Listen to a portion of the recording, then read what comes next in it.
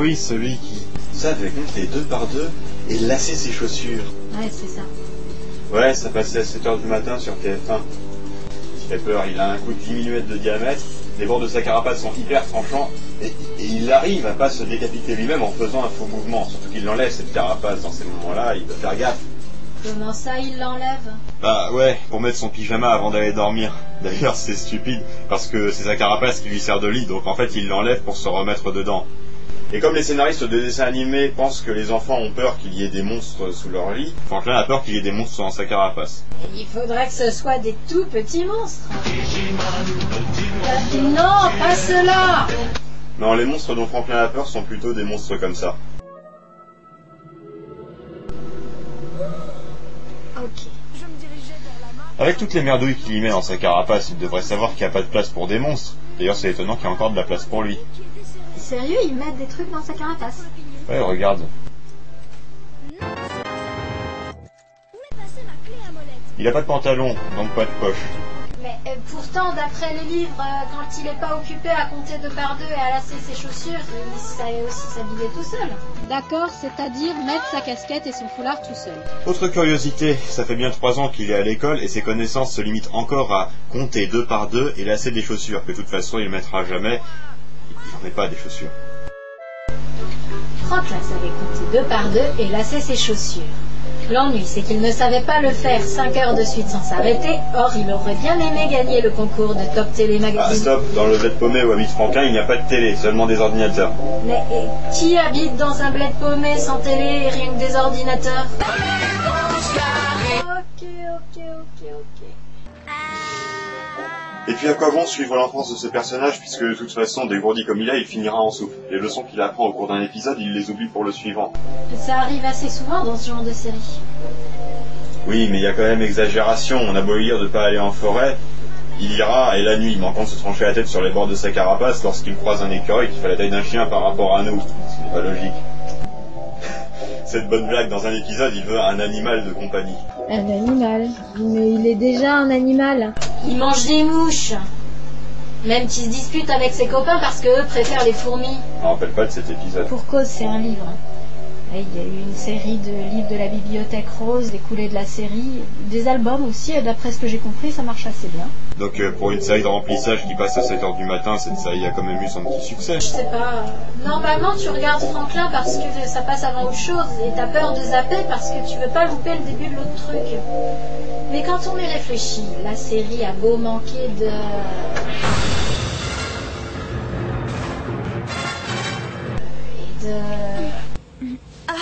Mais t'es blessée, Yumi? C'est rien du tout, une petite égratignure. Elle vaut quand même la peine qu'on s'y attarde. Elle aborde des sujets étonnamment profonds. On est loin des morales à 2 balles des séries de ce genre. C'est appelé irresponsable, et ça, c'est mal. Mais si vous faites comme moi tout ce qu'on vous demande, comme faire vos devoirs ou ranger votre chambre, vous êtes ce qu'on appelle responsable, et c'est bien, alors continuez. Au lieu de parler de la différence entre bien et le mal, on parle de la complexité de cette différence. Le propriétaire de la machine n'a pas été payé pour tous ces bonbons. Et au lieu de parler de la nécessité de devenir grand, on parle de la difficulté de grandir. Et pourquoi pas, si ces journaux étaient trop lourds pour lui? Pas question, Martin. Je ne veux pas qu'on nous prenne pour 2 petits enfants. Mais, tu sais, nous sommes 2 petits enfants, voyons. Et c'était les questions qui nous tracassaient vraiment quand on était enfant. Enfin, en tout cas, elles nous tracassaient plus que les questions qui pouvaient être abordées dans les trucs genre Sonic va vous causer. C'est étonnant que cette série ne parle pas plus aux très jeunes. Il arrive que certaines morales parlent plus aux adultes. Tu sais, mon chéri, le jeu est souvent un excellent outil éducatif pour les petits.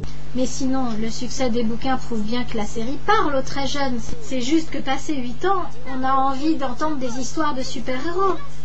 Les enfants ordinaires qui vont à l'école, on a ça dans nos vraies vies. On n'a pas besoin d'allumer la télé pour ça. Dans ce cas, il faudrait plutôt que Franklin ressemble à ça.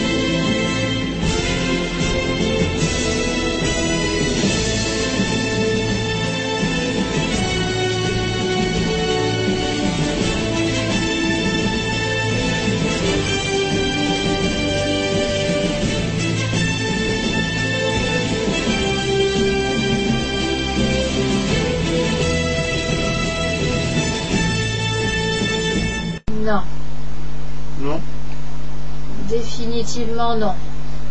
Mais à la place, on a ça. Et c'est Franklin. Il entre chez toi. Et c'est Franklin. Il entre chez moi.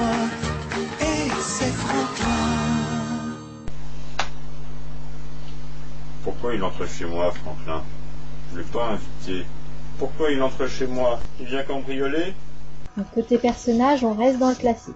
Il y a le meilleur ami, Martin l'ours, naturellement d'un caractère un peu plus passif pour laisser le héros mener l'histoire, et dont la seule caractéristique distinctive est d'être gourmand. Barbie, elle sait toujours quand j'ai mangé un gâteau pendant la nuit. Est-ce que tu laisses des miettes dans ton lit? Oh oui! Ça arrive assez souvent au sidekick dans ce genre de série. Au bout d'un moment, les scénaristes et les dessinateurs ont décidé de l'habiller. Je sais pas pourquoi. Lily, le castor, est la chieuse officielle. Son rôle est de contredire le héros quoi qu'il pense, et pas diplomatiquement. Oh ça non! Quoi? Un beau tir? Tu appelles ça un beau tir? Et alors vous deux, vous rêvez? Vous êtes à la patinoire, vous allez bientôt jouer? C'est l'idée la plus stupide que j'ai jamais entendue. Cependant, comme tous les personnages de Franklin, elle est fondamentalement bonne. Aussi beaucoup, Lily. Moi aussi. Mais tout ira bien, tu verras. Arnaud, l'escargot, est mon préféré. C'est le geek de la bande. Enfin, c'est-à-dire qu'il a du geek le caractère et l'apparence, mais pas le statut. Dans Franklin, on n'envisage pas quelqu'un qui n'aime pas jouer dehors. En tout cas, pas un enfant. Violette, Violette, 1, 2, 3, 4, 5, 6, 7. Violette, la bicyclette. 1, 2, 3, 4, 5, 6, 7. Excusez-moi. Combien de fois Violette va à bicyclette? Mais à part ça, il représente la sagesse. Oui, ça va. Je n'ai pas besoin de Martin. J'ai beaucoup d'amis, tu sais. Toi, tu es mon ami. Oui, bien sûr. Mais Martin, c'est ton meilleur ami. Il ne parle pas beaucoup, mais quand il parle, c'est toujours pour énoncer la vérité après laquelle le héros court depuis le début de l'épisode. Parfois littéralement. Veux-tu que ce soit? Moi, bien sûr. Quoi?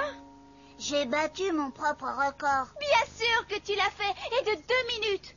Je ne savais pas qu'on pouvait battre son propre record. Oui, moi je le peux. Personne ne peut être encore plus lent que moi. Et crois-moi, si tu le veux, je n'ai jamais couru aussi vite de ma vie. Son statut d'escargot l'handicape pour toutes sortes de sports, ce qui est un drame dans Franklin.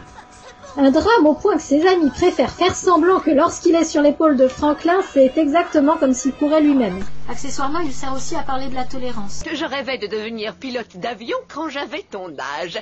Et naturellement, à l'école, tous mes copains pensaient que j'étais cinglée. Parce que les escargots ne peuvent pas voler, c'est ça? Oh non! Ils me disaient qu'une fille ne pouvait pas devenir pilote. Tu as déjà entendu une bêtise pareille? En parlant de tolérance, il y a une handicapée dans la bande. Et son handicap n'est jamais pris en compte pour montrer que c'est une enfant ordinaire. Et ça part d'un bon sentiment, mais il y a abus. On ne la dispense pas de sport. Comme tu l'as dit, dans Franklin, on n'envisage pas un enfant qui n'aime pas faire du sport, quelle qu'en soit la raison. Sinon, le caractère des autres est relativement interchangeable. Il y a tout de même un lièvre pour les scènes de Le Lièvre et la Tortue. Sûr, tu es beaucoup plus rapide que moi. Tu n'as qu'à jouer avant-centre. Et puis un renard qui est rusé comme tous les renards, mais pas trop parce que c'est quand même le monde de Franklin. Hey, je viens d'avoir une petite idée. Si on mettait quelque chose dans son ventre pour qu'il s'anime. Et puis sinon, côté adulte, on a les parents, trop parfaits, jamais en colère, quelles que soient les bêtises de leur fils. Pourquoi tu démontais ce réveil? Parce que j'ai essayé de le réparer, pas. Avec un marteau? Oui, mais je ne l'ai pas utilisé pour taper. Je me suis juste servi du côté avec lequel on peut sortir les clous. Je voulais simplement enlever les aiguilles. Et alors, est-ce que tu as appris quelque chose d'intéressant? Oui, j'ai appris que je suis incapable de réparer quoi que ce soit. Je ne suis pas d'accord avec toi. Tu as réussi à recoller ton livre avec du papier collant. Notez au passage qu'aucun d'eux ne travaille. Ils sont toujours là quand Franklin rentre de l'école. Et on voit toujours la mère dans la maison en train de s'occuper de la maison. Et le père dehors en train de faire du bricolage ou du jardinage. Ils sont peut-être exploitants agricoles. Et Monsieur Taupe, c'est le Bruce Wayne local.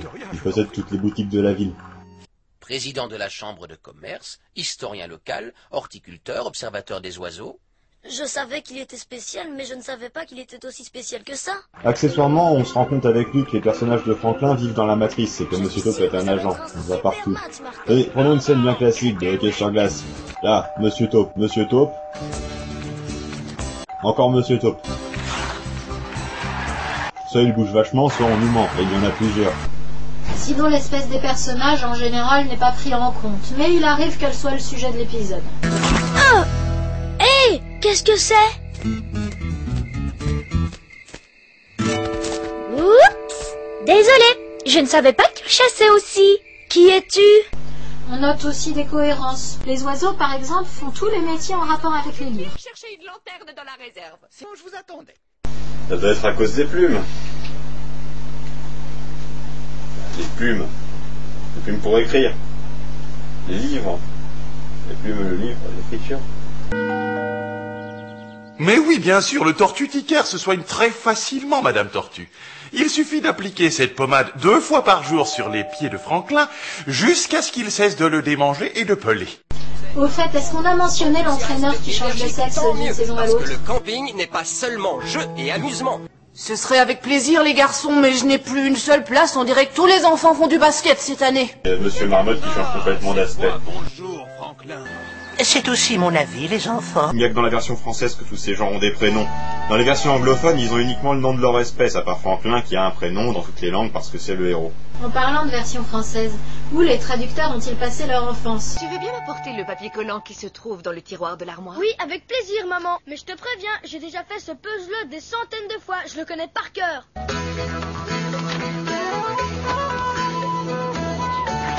Et Benjamin! Ce qui fait l'originalité de Franklin, ce n'est pas les personnages ou les thèmes, qui sont malgré tout assez classiques, c'est la façon dont on aborde les problèmes. Par exemple, Franklin ne se demande pas si c'est mal de mentir, mais dans quelle situation, au contraire, c'est bien de mentir. Dans un épisode, il veut accomplir le rêve d'Arnaud. On lui dit pas qu'il est fou, mais qu'en faisant ça, il risque d'exposer Arnaud à un espoir qui lui fera sans doute du mal. Arnaud ne peut pas voler. Écoute, Arnaud, j'ai bien réfléchi, tu sais. Quoi? Tu n'es quand même pas en train de me dire que tu ne veux plus me faire voler? Il a tout simplement peur que tu te fasses mal. Ouais, mais bon, tous les épisodes ne sont pas aussi bons. Il y en a même qu'on regarde pour le plaisir de constater à quel point c'est mauvais. Alors? Je ne comprends pas. Je n'éternue pas. Moi, je crois que j'ai compris. Écoute, tu es allergique à Martin. Hein? Quoi?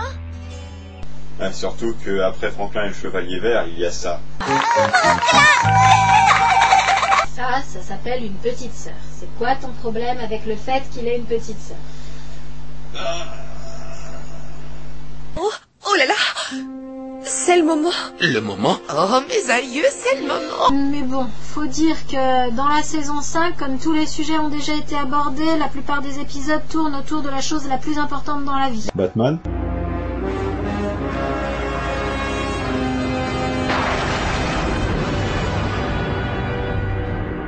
Non, la deuxième chose la plus importante. Franklin, fan de hockey. Franklin, mordu de skate. Les cours de danse de Franklin. Franklin, entraîneur de l'équipe de football. Franklin fait du patinage artistique. Ouais, c'est vrai, c'est important le sport, mais il y a quand même exagération. Un exemple symptomatique. Dans un épisode, Franklin se retourne la carapace, donc elle se retrouve sur son ventre. Les copains en rient pendant tout l'épisode, c'est le sujet du scénario.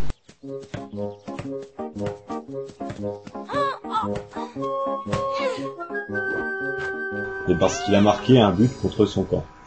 Bon, d'accord, quand on aime le sport et qu'on s'y investit beaucoup, c'est assez dommageable pour l'équipe dans laquelle est Franklin, mais enfin, c'est pas vraiment un gag et c'est pas si drôle que ça. Ce serait plutôt ça, le gag, une tortue avec la carapace sur le ventre. Voilà la tronche que ça lui fait. Au fait, j'aimerais signaler, même si ça n'a rien à voir, que malgré la catastrophe auditive représentée par le générique, les musiques au sein des épisodes sont vraiment très bien faites. Regardez plutôt. Sir Franklin, le dragon cracheur de feu qui approche va nous attaquer. Attention à toi, courageux chevalier Martin.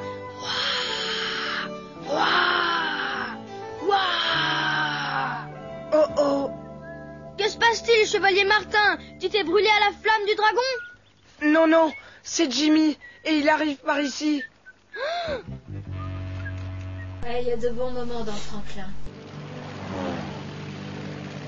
Que tout le monde me regarde, je pars. Franklin la Tortue, c'est pas juste une série innocente et rose bonbon racontant l'enfance édulcorée d'un personnage trop lisse. Non seulement les épisodes se basent sur des morales originales, rarement exploitées dans d'autres séries, mais l'intrigue qui en découle s'efforce d'aborder le thème d'une manière inenvisagée et toujours très cocasse. Bien sûr, c'est mignon, mais c'est aussi drôle et pétillant, et ça mérite qu'on s'en souvienne. Merci de nous avoir regardés. Maintenant, voici notre grand jeu, devine qui j'ai doublé aussi. La prochaine fois que l'un de vous deux veut acheter par correspondance, parlez-moi d'abord. Cela a dû être un choc épouvantable pour elle. Monsieur, c'est combien vos jolis hameçons là?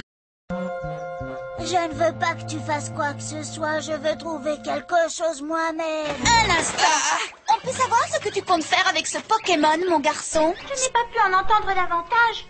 Jack est arrivé à ce moment-là. C'est parti. Oui! On y va! Regarde le gâteau béni, il a rapetissé. Monsieur, vous étiez au wagon-restaurant tout à l'heure. Ouais, ça on sait, merci. Mais c'est à toi d'arbitrer. Tu es l'entraîneur. Je te crois. Comment tu veux qu'on tombe amoureuse de ça?